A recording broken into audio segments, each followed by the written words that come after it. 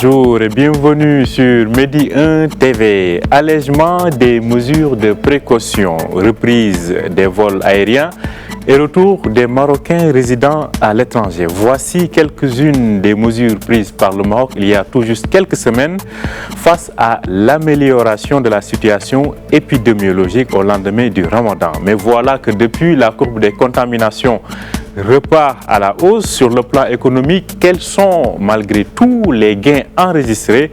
C'est ce que nous allons voir avec notre invité du jour. Il s'agit de Youssef Guerraoui, qui est directeur du Centre marocain de la gouvernance et de management. Bonjour Youssef Guerraoui. Bonjour Omar.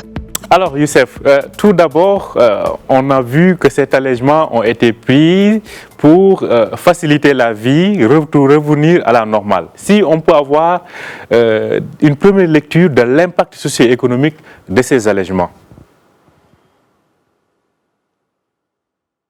Oui, bien sûr, effectivement. Donc, le Maroc, il a allégé les mesures sanitaires liées au Covid-19 pour la simple raison, c'est que vraiment, on a véritablement besoin d'une relance économique pour sauver ce qu'on peut sauver en termes d'économie. Mais effectivement, ce que nous constatons ces derniers jours, c'est qu'il y a une hausse des contaminations et donc les gens ne suivent plus de manière plus stricte l'ensemble des mesures sanitaires. Alors, sur le plan socio-économique, l'ouverture de certaines lignes aériennes, l'allègement de certaines mesures, notamment le couvre-feu à 23 heures, les gens, les MRE, surtout les Marocains résidant à l'étranger, qui peuvent regagner le territoire national en provenance de la France, de l'Espagne, du Portugal, c'est extrêmement important. Cela permettra bien évidemment de redynamiser le secteur touristique, sauver ce qu'on peut sauver.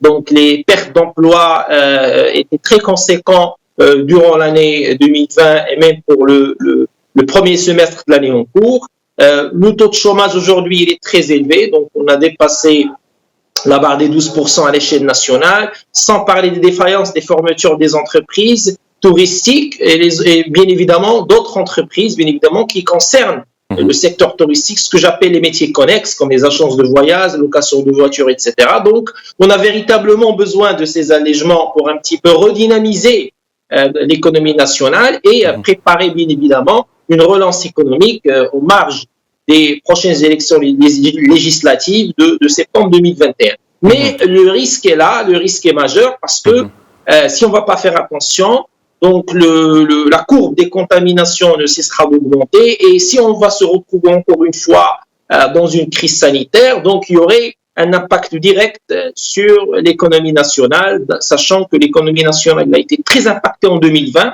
On était sur une décroissance de moins 5% en termes de PIB.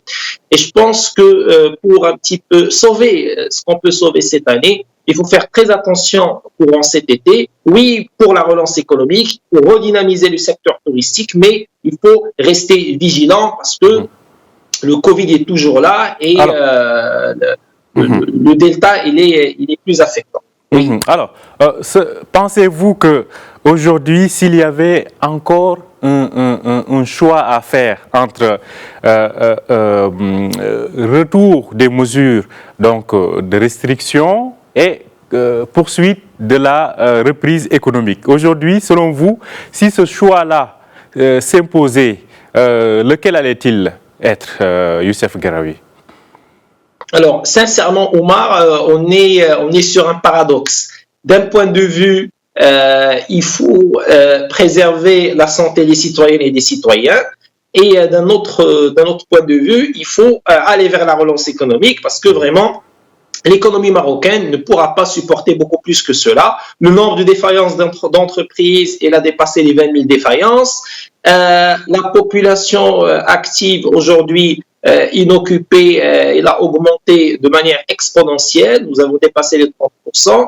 Et vraiment, on ne pourrait plus supporter de nouvelles mesures de restriction qui vont un petit peu ralentir ce travail de relance économique. Donc, La relance économique aujourd'hui s'impose, ça oblige, donc on est obligé d'aller vers la relance économique et d'alléger, mais par conséquent, en parallèle, il faut qu'il y ait un travail de sensibilisation, un travail de conscientisation continue pour dire aux gens, écoutez, même si vous ferez vacciner, il faut bien évidemment continuer à travailler avec des mesures de distanciation, le port du masque, la désinfection continue des mains et des espaces, etc. Donc, c'est extrêmement important de faire ce travail de conscientisation pour un petit peu minimiser les dégâts, pour qu'il n'y ait pas trop de cas en réanimation, et bien évidemment, pour qu'il n'y ait pas un nombre de contaminations très élevé qui va pousser encore les autorités, en l'occurrence le ministère de l'Intérieur, à durcir, bien évidemment, les mesures, surtout pour les entités hôtelières, les restaurants, les cafés, etc., là où il y a des rassemblements de gens. Donc, je pense que aujourd'hui, la responsabilité, elle est partagée entre les entreprises, les acteurs économiques et le ministère du tutelle. Alors, Youssef Guerraoui, si on revient donc au bénéfice de la réouverture ou du redémarrage de l'économie en termes de transfert des MRE, mais aussi de balance commerciale, qu'avez-vous pu constater selon vos observations, Youssef? Alors, la première observation, c'est qu'il y a une hausse importante des transferts qui proviennent des MRE, des Marocains résidant à l'étranger, et pas qu'en 2021, ça a commencé depuis l'année 2020. Donc, le Maroc, quand même, il avait une longueur d'avance par rapport, bien évidemment, à cette stratégie sanitaire anti-Covid. Donc, il y avait de l'anticipation, je dirais, des mesures qui étaient structurées, organisées dans l'espace et dans le temps, en fonction d'évolution de la situation épidémiologique au niveau du Maroc. Et puis aujourd'hui, on est sur une campagne de vaccination, il y a la production même des vaccins. Je pense que le Maroc, il est sur la bonne voie en termes de lutte contre le Covid-19 et ça a permis de renforcer la confiance des Marocains résidant à l'étranger. Et je pense que les transferts qui ont été effectués en 2020, sachant qu'il y a une hausse de plus de 40% pour le premier trimestre 2021, s'explique par le fait que le Marocain résident à l'étranger fait confiance au Royaume du Maroc, sachant que quand on voit les pays plus développés en Europe, ils n'ont pas su gérer cette crise sanitaire mieux que le Maroc. Ça, c'est important. Donc, c'est question de confiance. Donc, on fait des transferts. Oui, c'est des aides aux familles. Donc, c'est aussi dans un esprit de solidarité. On cherche à aider les gens. On sait qu'il y a beaucoup de familles marocaines qui ont été impactées sur le plan revenu, sur le plan financier, des pertes d'emploi, les baisses de revenus, etc. Donc, on fait des aides, mais c'est pas que ça. C'est aussi question de confiance. Et les MRE aujourd'hui, je suis certain qu'ils sont prêts à investir dans leur pays parce que le Maroc, quand même, il a traversé cette épreuve. Alors, ne serait-ce que pour donner un chiffre, on parle de quelque chose aux alentours de 75 milliards de dirhams en termes de transferts provenant des Marocains résidant à l'étranger d'ici à la fin de l'année. Moi, je dirais que ça serait un petit peu plus. On peut atteindre les 80 milliards de dirhams si tout se passe bien cet été. Parce que quand on voit l'afflux des Marocains résidents à l'étranger aujourd'hui au niveau des zones internationales, les aéroports et les ports, je pense que beaucoup de MRE qui proviennent d'Espagne, de France, de Portugal, ils sont en train de regagner le territoire national. Ils sont là pour passer au moins 20 ou un mois complet. Donc, je pense que c'est une opportunité pour le Maroc pour un petit peu consolider des réserves importantes en devises et les transferts de MRE sont là. Oui. Oui, et justement, qu'en est-il des idées? Qu'avons-nous constaté depuis la reprise économique, Youssef Guerraoui? Alors, c'est bon de se rafraîchir en cet été. Tout à fait, exactement. Allez-y, Youssef. Alors, s'agissant des IDE, alors le Maroc, il était déjà sur la bonne voie bien avant la crise sanitaire.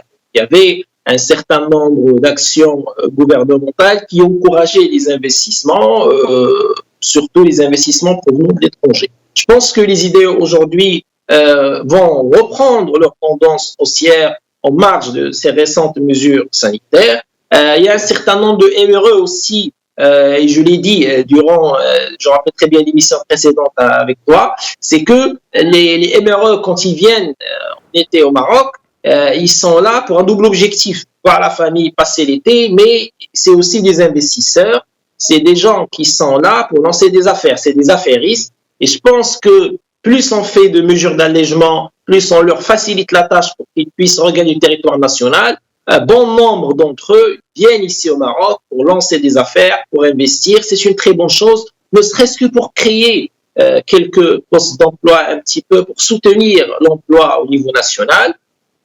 Et donc, je pense que c'est une opportunité au Maroc, parce que même les MRE, ils sont là, ils font des investissements. Alors, en parallèle, il y a aussi les entreprises offshore qui viennent s'installer dans des zones dédiées, des zones offshore, et l'investissement étranger au Maroc, il était conséquent. Quand on voit les chiffres de 2019, 2018, bien avant la pandémie, je pense que l'idée, c'est de pouvoir relancer des partenariats, des joint ventures avec des multinationales, des entreprises internationales, pour qu'ils puissent développer davantage d'autres métiers dans des zones offshore, que ce soit à Casa Shore, que ce soit au Technopolis, que ce soit aussi à Tanger. Donc, je pense que les mesures d'allègement, c'est une opportunité pour le Maroc pour pouvoir réussir une bonne reprise économique et bien évidemment s'inscrire aussi dans le plan de relance industrielle 2021-2023 qui est là pour soutenir surtout la productivité locale parce qu'on est en train de travailler sur la problématique des importations. Donc,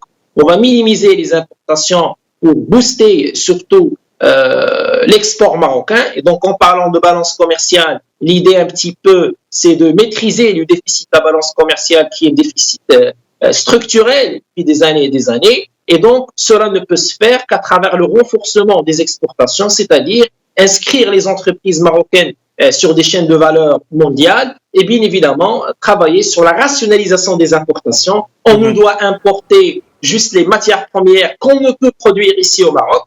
Et c'est un travail qui est en train de se faire au niveau du ministère de l'Industrie avec les groupements professionnels et le secteur privé. Et c'est louable, c'est un travail qui est très louable. Et donc voilà, l'idée c'est ça, c'est de faire baisser le déficit et pourquoi pas demain se retrouver avec un excédent en termes de balance commerciale, plus précisément en termes de balance de biens et des services.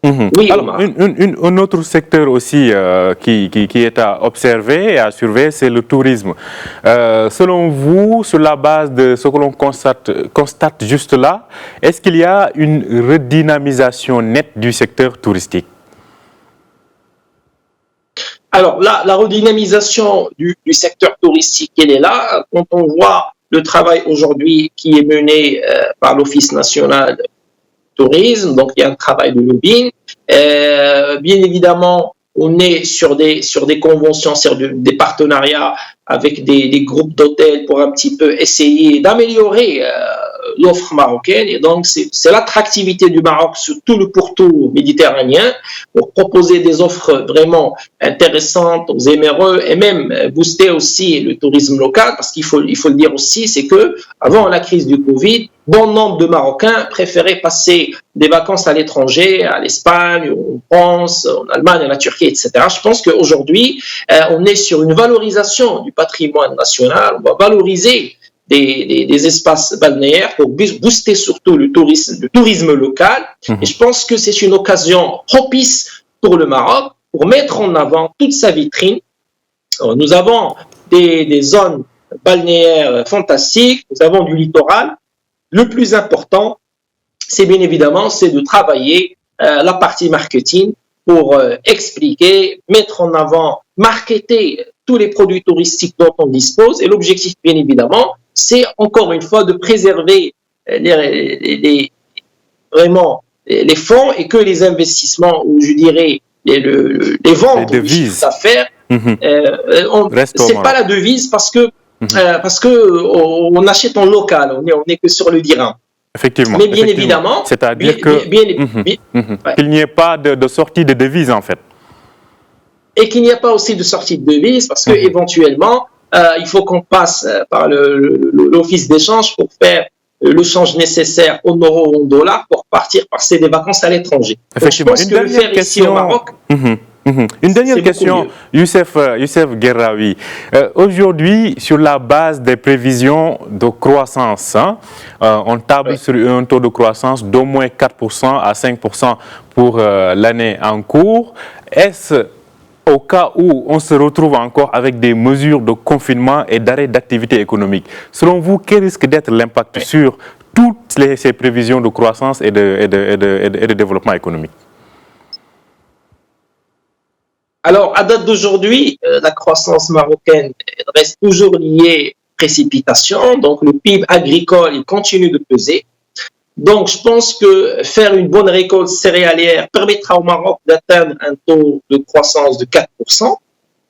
Mais par conséquent, il faut qu'on continue sur la voie de l'industrialisation du pays. Et donc, toujours améliorer la valeur ajoutée industrielle avec l'installation de nouvelles entreprises, le lancement de nouveaux ateliers, unités de production. C'est ce qui se fait aujourd'hui avec le ministère du tutelle. On observe des ouvertures, des usines qui lancent bien évidemment des produits et des services qui sont liés même à cette crise sanitaire ou des produits de compétitivité pour un petit peu essayer d'améliorer la question des exportations marocaines. Mais je pense que atteindre un taux de PIB de 4%, c'est d'abord une bonne récolte céréalière et puis avancer en termes d'industrialisation, en l'occurrence, activer toutes les actions qui sont prévues au niveau du plan de relance industrielle actuel 2021-2022.